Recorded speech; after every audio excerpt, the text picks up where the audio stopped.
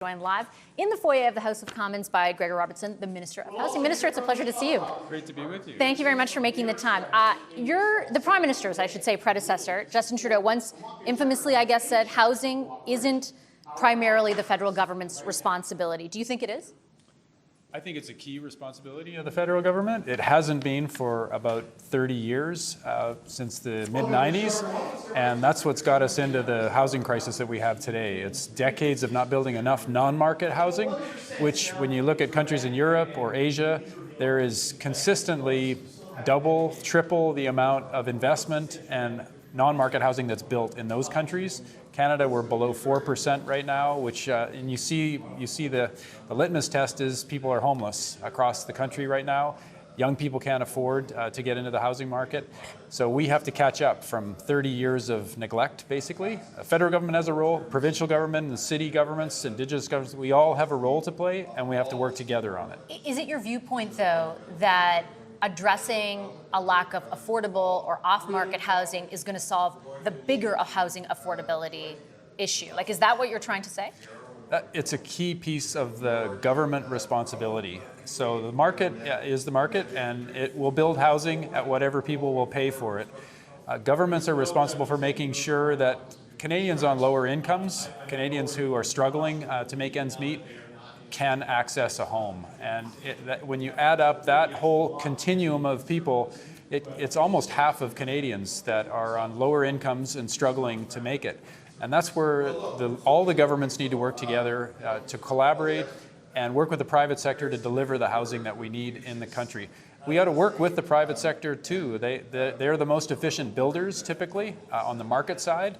But I think getting a mix of market and non-market is what's healthy, and making sure the federal government is showing up and doing its thing responsibly. Just to be clear, though, how are you defining those who would be able to access the houses or the homes that you're now saying the federal government will build? Because you're identifying, I think, one cohort of Canadians, but there are many Canadians who are working very hard, maybe not making low incomes, but middle incomes, who have no ability to access the market in either your hometown of Vancouver or Toronto, for example. What in this announcement addresses anything for them?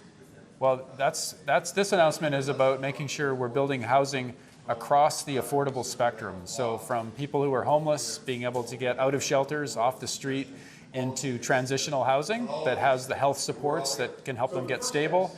There's a big government role in that. That's obviously, those people cannot afford any rent at this stage. But there's a real need to address what we call the missing middle, younger generation who are, they're close to being able to afford market. They can't afford to buy, but they need a break on their housing. Affordability is defined as 30% of income, of your before tax income. So we have to make sure that enough housing is getting built that meets that income test in communities of all shapes and sizes across Canada. So I'm just going to repeat, though, because I'm not sure I understood completely what you were saying. So, for example, there's a two-income family in Toronto who are each earning, let's say, $95,000, not under $90,000. There is no way they feel like they can afford, and they're maybe in their 40s or they can't afford a house because it is just that expensive. Those are people who would benefit from decreasing value of the homes, for example, that people own. Is the reason that this announcement, this big launch, not at all focused on them? Because as you've once said before, those home values shouldn't decrease? This launch is really all about making sure that there's housing across the spectrum, making sure that there is affordability for no matter what your income is in Canada. And that's the challenge that we've had is we've had some focus on very low income, homeless, not enough to keep up with that.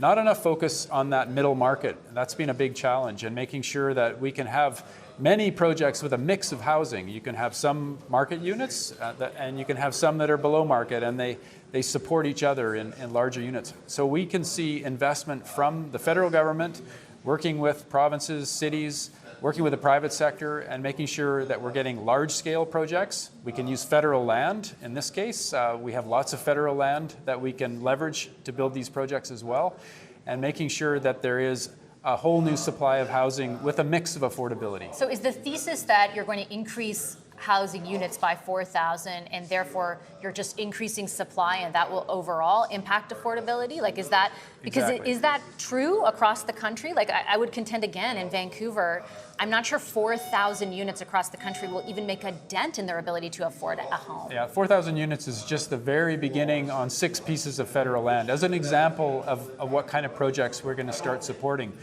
700 units in Nunavut, which Nunavut has a real housing shortage. So we want to see projects across the country at big scale. We need to double construction across Canada. Right now we build about 250,000 homes a year in Canada. We need to see that double. And we need to see a lot of that new housing be more affordable for Canadians. But with all due respect, like the amount of emphasis your government is putting on this announcement is not commensurate with the impact it will have. Like I take your point, 4,000 is just the beginning, but there's no detail laid out about when the other ones are coming. It just says to an additional capacity of 45,000 units. Again, the parliamentary budget officer said there needs to be 3.2 million new units created over the next 10 years in order to just close the supply gap. That's not even restoring affordability. That's just closing the supply gap. How will this announcement do any of that? It just seems so tiny compared to the scale of the problem, which was the issue with the previous government. Well, I think that $13 billion, I think all Canadians will agree, is a huge investment in But only if affordable it housing. works. That's the problem, right? We don't know that it will. The critical piece is that we bring private investment to the table. We have to get our banks and our pension funds, we have to get our private builders to the table. This is about catalyzing the industry to build more affordable housing. And we've been through market going crazy in Vancouver and Toronto for decades in Vancouver.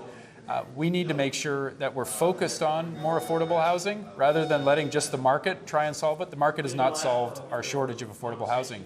So making an unprecedented $13 billion investment as a country to scale up and partner at all levels, a Team Canada approach. I was with the ministers across provinces and territories last week. There's unanimous support for working together and delivering affordable housing in every province and territory. I guess I would respectfully conclude by challenging the idea that because the government spends money on something, it will have a good impact on the problem Canadians are dealing with. And I'll again cite your predecessor, who launched in 2017 a housing initiative that had a lot of money behind it. In 2024, the last time the budget was delivered, also a ton of things. So much so that when I went through the list of things, it was almost identical to what you announced, save for the name of the agency and the fact that you will now be directly involved in building these homes, not just loaning out money. Like, at what point are Canadians supposed to just decide, well, the last ones weren't able to do it, so this one's we're just supposed to blindly trust this $13 billion is actually going to make a dent? Well, it's not just the investment, it's also having a one-stop shop for affordable housing. We have More not bureaucracy, had this. though. No, but this is focused. This is focused on delivering that housing, bringing all of the partners together, catalyzing with the investment, but making sure that all of the partners across Canada can bring their projects in and say, this is what we need help on, this is what we need to get our projects built. We can invest, we can bring other capital together. That has not existed in Canada for decades, in generations, frankly, since the last time we had a housing boom in the 70s. So this is bringing a focused one-stop shop together to coordinate and invest in projects to build at scale. And I take your point, and it's a fair point about the ambition. I guess I would just really quickly finally ask, like, could you tell Canadians tonight, it's $13 billion to build 4,000 units by when? No, Like $13 billion is the overall investment that we're looking for in this budget. And what will they get out of that, like in concrete terms? And that is getting us on the pathway to double construction in Canada. But the pathway is not, like, what does that mean? That means investing with our partners, with private sector builders, with provinces and cities and Indigenous nations and nonprofit providers, basically supercharging the housing system with investment and coordination to get affordable housing built, to focus on affordable housing.